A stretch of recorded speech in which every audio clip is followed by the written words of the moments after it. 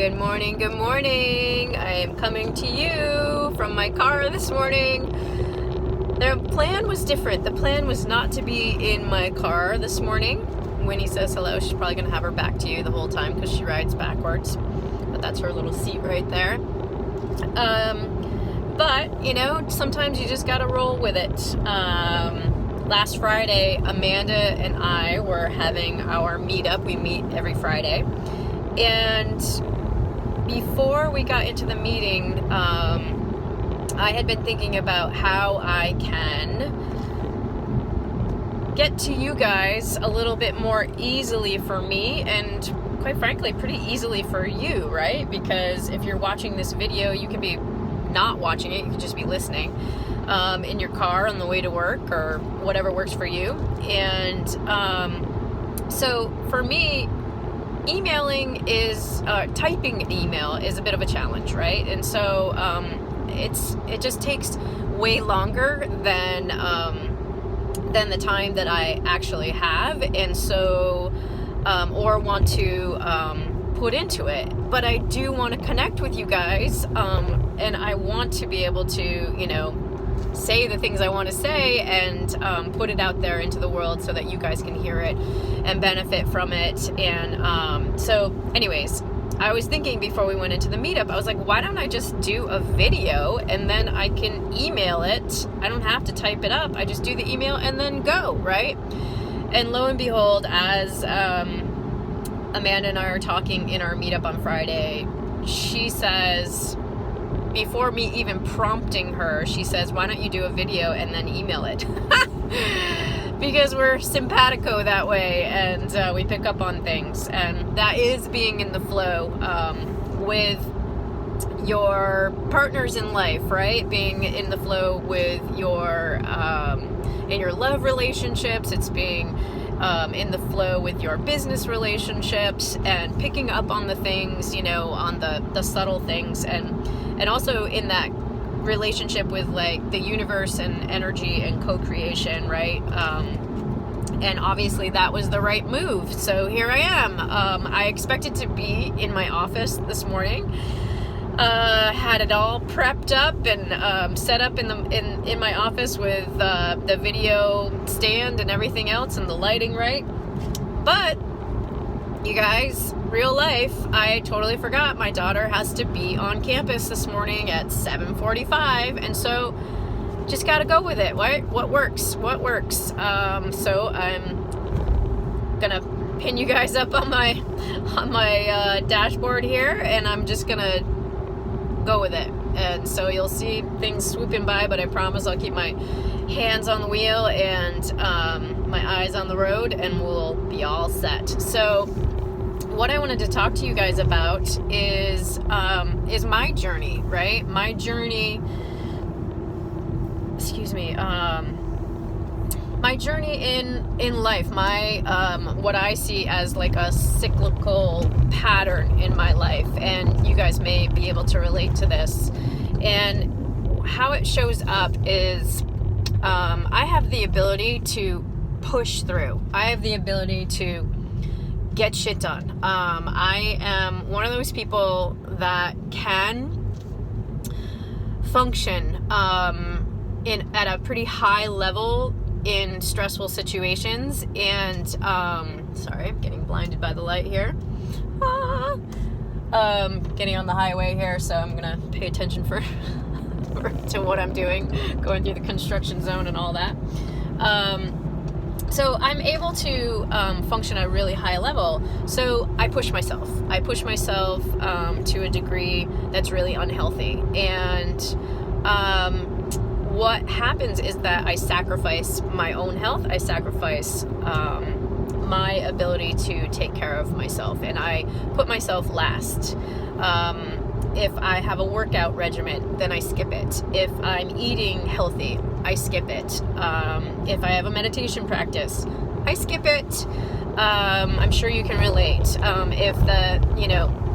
The one thing I probably don't skip is picking up my house, because that is my like sanity. If my house is a mess, then my life has turned extremely messy, and that's where I reach my threshold, and so that's the first thing that I will do for self-care is take care of my house, and then it opens me up to clarity, and I can see, my path to other things. So you guys may be able to relate to that as far as pushing yourself and putting yourself last. So that is, it's a behavior that I grew up with. I have very strong women in my heritage. My mom, my grandmothers, my aunts, very strong, get it done kind of women, show up, and with putting themselves last, right? So that was kind of the model I grew up with. And I don't blame them at all. That is just kind of the nature of how they were raised. It's the nature of our culture. And we live here in New England, and we're pretty feisty Yankee folks that don't, necessarily show our emotions and don't break down. We just push through. But what that does is it kind of creates this cloud, and it also creates a certain situation where we close down, right? We become extremely closed down to the point where we don't receive anything else, right? We're so busy, we're so invested, I guess is the word that keeps coming through, is that we make sacrifices, and part of that sacrifice is the inability to slow down and take care of ourselves. And so we start to put up this armor, right? This shield of armor around us. And unfortunately, when we have our armor up, we are out of the flow, right? We are out of the flow. We're out of alignment. We're out of love. We're out of abundance. And those are the things that we're trying to create by being, in that go mode. And we're actually doing the opposite of that, because with that shield up, we're not able to give, we're not able to receive, and there's no give and take. And so that pattern of coming out of that, right? Recognizing that I'm in that pattern, and then doing the steps, taking the steps to take care of myself, and then slowly revving up, slowly revving up, slowly revving up. And then I crack again, right? And I'm like, oh my God, I'm here again. So what can you do to keep yourself out of that pattern, right? And that's basically what I'm experiencing right now is, sorry, that's beeping because Winnie's on the seat next to me. And apparently she's heavy enough to trigger the seatbelt bell. So what do I do to pull myself out of that cycle of not being able to give and receive, right? Because, oh my God, you guys, that is the secret sauce, right? Being able to give and receive love, abundance, to feel those emotions, to be present. That is the secret sauce, to be able to be in joy, right? To enjoy your life is the secret sauce.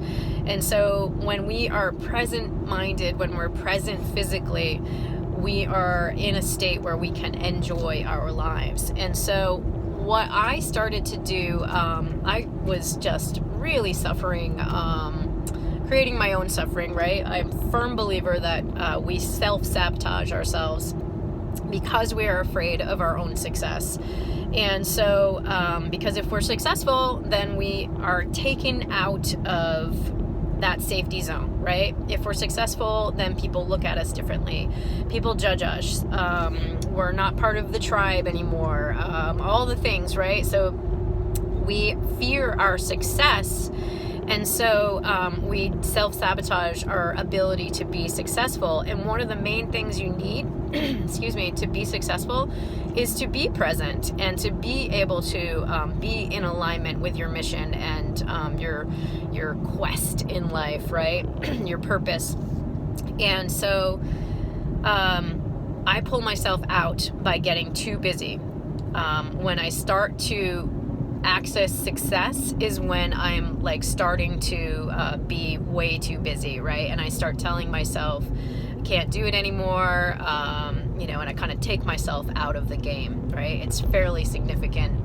I like get cracked wide open, and unfortunately I still am in that pattern. I have all the tools to do it, but in my 48 years, right, I am still learning, and you still will be learning as well. And the key is to find a path that you can pull yourself out of more quickly, right? Be aware more quickly that you're heading down the rabbit hole, and that you're heading into a bad place, and so you need to pull yourself out, right? So for me, it was I just had this moment where I just kept hearing the word yoga. Yoga has been a part of my life for a long time. It was a big part of my life in my 20s. It was a small part of my life in my 30s, basically non-existent in my 40s. And it makes such a huge deal for me because I'm very heady. I'm always kind of in my brain and thinking. And when you're thinking all the time, you're either in forward thinking, right? You're thinking about the future, or you're in thinking mode about the past. You're always in the past and telling yourself all those stories that are still lingering. And so yoga brings me right to my present mind, and it lingers after I do yoga. And you guys, I'm talking about 15 minutes. If I can do 15 minutes of yoga every single day, if I can bump it to 30, that's fantastic. But if I only have time for 15 minutes, then it resonates through my whole day. And so I just kept hearing yoga. You got to get back into practice. And so for the last six days, I have done yoga every single day, and it has completely shifted my ability to be present, my ability to stay calm. It helps me to even eat right? Because I'm more present with the choices that I'm making.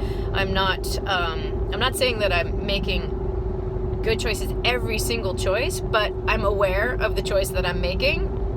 And so when I'm aware of the choice that I'm making, I make good choices later. So like if I choose to eat the homemade chocolate chip cookie that my brother and sister-in-law showed up with at the house, then later I can choose to eat some carrots, to kind of like balance that out, right? So anyways, I would encourage you guys to find your thing, right? What is your thing that can bring you into balance, that can remove you from that frenzied state, that overly busy state, where you are not getting any of the information, any quality information from your inner wisdom or from your outer wisdom, meaning your higher power. Because when you're so busy, you're blocking your ability to connect in to that higher power, which is where all that juicy information comes in. That's where all the magic comes in, right? And so in yoga, for me, that's not the time that it's coming in. That's, for me, yoga is feng shui. It's feng shui for my body. It's feng shui for my mind. I'm clearing out. I'm clearing the pathways. I'm getting the junk out of my body, out of my energy, out of my mind. And I'm allowing myself 15 to 30 minutes of just getting it out, right? Letting it go, not thinking. For all of you thinkers out there, it's not thinking. And so when I'm done with the yoga, all of a sudden I get flooded with ideas. I get flooded with things that are going to keep me in alignment. I get flooded with things like do yoga, do eat right, do all the things, or it's, this, do a video instead of trying to sit at my computer and edit and do all the things that emailing does, for me. do the things that, you know, the clarity comes through, and I'm like, oh, I could just do a video, and that would be so much easier, and I could get my point across to my people, and they would hear what I have to say, and all of those things. So I would encourage you on this really magical Monday morning to find that thing that works for you. You know, what's that thing? Is it yoga? Is it going for a walk? Is it meditation? Is it feng shui? Is it eating right? You know, is it working out at the gym? You know, whatever that is to you. Is it calling your best girlfriend and having a conversation? Is it checking in with your people? Is it being present? Is it going for a ride with your dog in the car? You know, sometimes going for a drive is really, really, really helpful. Rolling the windows down and just letting everything air out. So what are you going to do today to take those 15 minutes, okay? Even if you don't have 15 minutes, if you have 5 minutes, if you have 2 minutes, what are you going to do today to help yourself slow down so that you can connect back in, so that you can be present, so you can enjoy your life? All right? I'm going to leave you with that. All right. Bye-bye. Say bye, Winnie.